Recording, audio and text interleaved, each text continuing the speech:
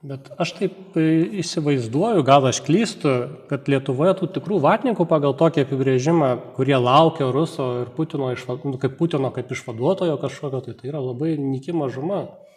Aš galbūt sakyčiau, kad yra didžioji dalis tų žmonių, kurie vadinami vatnikais, jie galvoja, kad jų gyvenimo nesėkmių ir patirtos neteisybės raktas, teisybės atstatymas yra atėjęs iš Rusų pasaulis, kuris staiga čia padarys kažkokį perversmą ir staiga visi, kurie buvo niekuo, taps kažkuo, o tie, kurie buvo kažkas, taps niekuo. Tai aš manau, kad čia yra labiau galbūt toksai įsivaizdavimas ir